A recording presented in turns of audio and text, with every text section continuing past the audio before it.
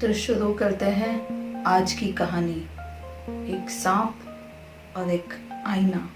हाँ, the snake and the mirror. इस story को तुम तक पहुंचाने के लिए दो लोगों ने अपनी जिंदगी बर्बाद की है।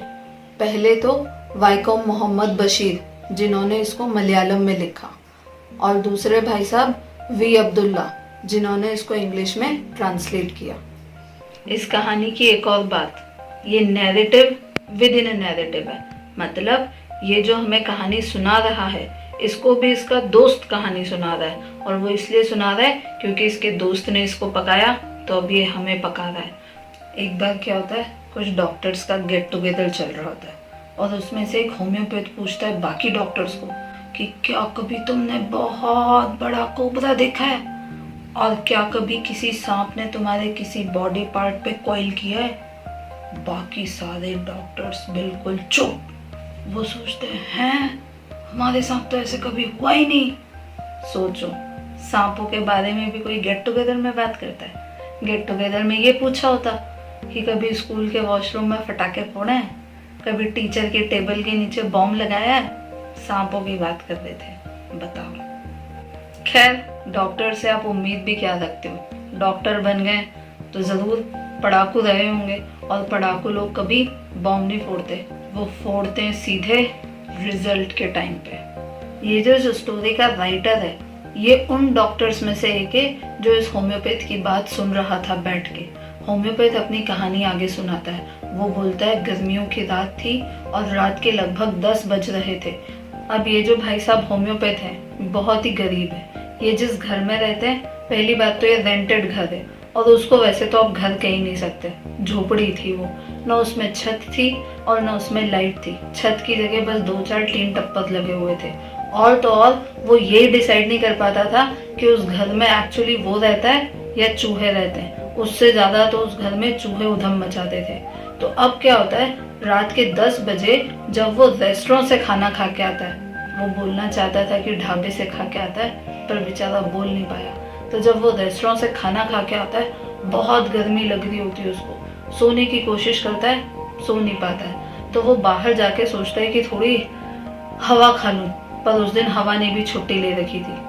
किस्मत खराब। तो गर्मियों के कारण वो बहुत परेशान रहता है बेचारा। गर्मी से परेशान, हालातों का मारा, ये बेचारा होम्योपैथ आता है अपने रूम में और टेबल पे बैठ जाता है। एक बॉक्स निकालता है, उसमें से एक बुक निकालता है, मटीरिया मेडिका, और पढ़ने बैठ जाता है। और मैं एक बात बता दूं, इस बेचारे के पास ज्यादा कपड़े भी नहीं होते हैं। कुछ शर्ट, 1 या 2, और कुछ धोतियां, और सिर्फ एक ही बनियान होती है, वो भी गंदी सी, जिसको वो रोज धोता है, रोज पहन लेता है। डॉक्टर होके भी ऐसे काम करता है, बताओ। और एक होता है उसका फेवरेट ब्लैक कोट, जिसको वो सारे टाइम पहने ही रहता है। अब इन भाई साहब ने निकाली थी बुक पढ़ने के लिए, पर दिख गया इनको कांच, और कांच में ये खो गए अपने ख्यालों में। इनको ऐसा लगता था कि ये बहुत सुंदर है। देखो, ऐसा है कि सुंदरता पे कभी घमंड नहीं करना चाहिए। मैंने किया आज तक, तो ये बात उस डॉक्टर को समझ में आ जाती तो अच्छा रहता, तो वो ये कहानी नहीं लिखता। तो अब क्या होता है कि ये भाई साहब कांच में देख के अपने ख्यालों में खो जाते हैं। इनको ऐसा लगता है ये बड़े हैंडसम हैं, और तो और बैचलर भी हैं।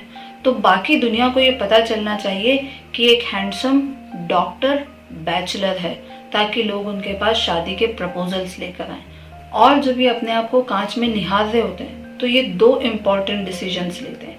एक तो ये कि ये मूंछें उगाएंगे पतली सी, जिससे कि ये बहुत स्मार्ट लगेंगे, और दूसरा ये कि ये अपने फेस पे हमेशा एक जेंटल से स्माइल रखेंगे, ताकि वो और हैंडसम लगेंगे। तो और जब ये सारे ख्यालात उनके दिमाग में आ रहे थे, तो पीछे से कुछ आवाजें आ रही थी। वो रोज की बात थी। उनको लगा होंगे कोई चूहे खटर पटर कर रहे होंगे। अब ये जो चूहों की खटर पटर है, ये बैकग्राउंड में चलती रहती है, और इन भाई साहब के दिमाग में ख्यालात तो देखिए आप, क्या सोचते हैं वो कि वो शादी करेंगे तो किसी एक मोटी डॉक्टर से करेंगे। मोटी से इसलिए ताकि कभी इनकी कुछ गलती हो जाए तो वो उनको भाग के पकड़ ना पाए। ये तो उन्होंने सोचा ही नहीं कि अगर उस मोटी ने पैर रख दिया ना इनके पैर पे, तो जान निकल जाएगी, भागना तो दूर की बात है। जब ये भाई साहब अपने ख्यालों में खोए हुए थे, तो इनको एक आवाज आई, ऐसा लगा कि रबर की कोई ट्यूब ऊपर से नीचे गिर गई है। ज़्यादा लोड नहीं लिया बंदे ने, क्योंकि वो तो अपनी खूबसूरती को निहार रहा था, और वैसे भी उसके घर में ज़्यादा कुछ था ही नहीं जो डैमेज हो। फिर भी उसने सोचा मुड़ के देख लेता हूँ है क्या। जैसे ही वो मुड़ा, तभी अचानक से उसके कंधे पे एक बड़ा सारा कोबरा। My God! सारे डॉक्टर्स ने ऐसी सांस ली और सारे वापस उसको ध्यान से सुनने लग गए। हो सकता है एकाधिक को तो हार्ट अटैक भी आ गया हो। पर ये जो हमारा भाई था ना, होम्योपैथ डॉक्टर, बड़ा बहादुर, न हिला न डुला, न चिल्लाया न घबराया। और देखते ही देखते ये जो कोबरा था, ये शोल्डर से लेफ्ट आर्म पे लिपट गया, और उसका हुड और इस डॉक्टर की गर्दन के बीच में मात्र 4 इंच का फासला रह गया था। मौत को इतने पास से कभी नहीं देखा था उस डॉक्टर ने। अब जब मौत इतने पास में होती है ना, अजीब अजीब से ख्याल आते हैं। उसे सारे भगवान एक ही मिनट में याद आ गए, और वो ये सोच रहा था कि बाई चांस अगर इस सांप ने मुझे काट लिया तो मैं कौन सी दवाई लूंगा, मैं जिंदा बच भी पाऊंगा या नहीं। अभी अभी तो मेरे दिन आए थे कमाई करने के, और अभी ये सांप भी आ गया। बताओ कितनी किस्मत खराब है मेरी।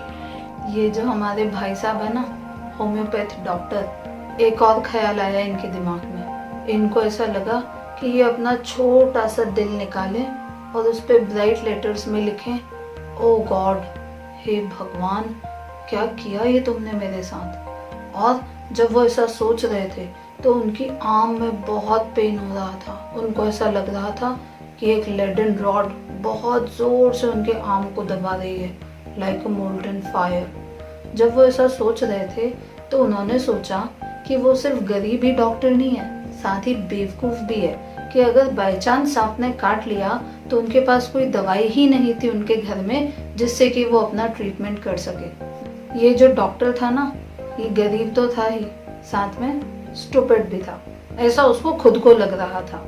और अपनी ही बेवकूफ़ी पे ये होम्योपैथ डॉक्टर हंस दिया।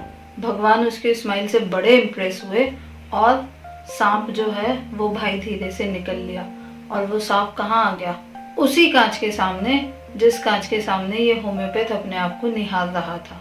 अब ये डॉक्टर कहता है कि शायद ही ये पहला सांप होगा जिसने अपना रिफ्लेक्शन कांच में देखा होगा। He was not sure about the gender of the snake.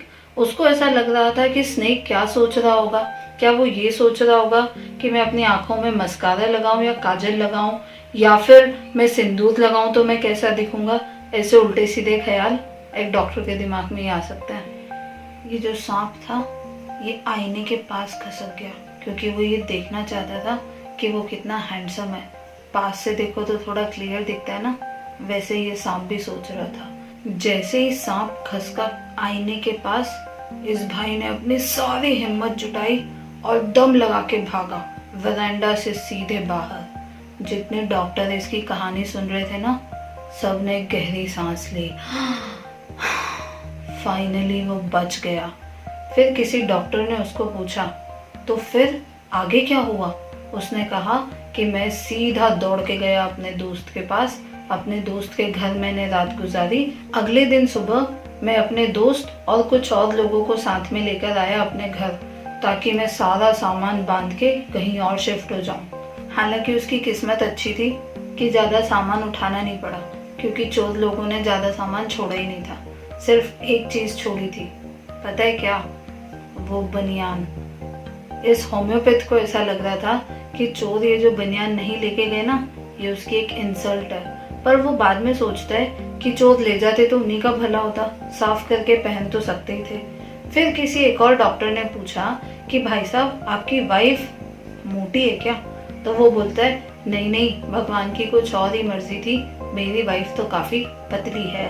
उसी का एक दोस्त उससे पूछता है कि क्या तुम्हें वो सांप वापस देखा?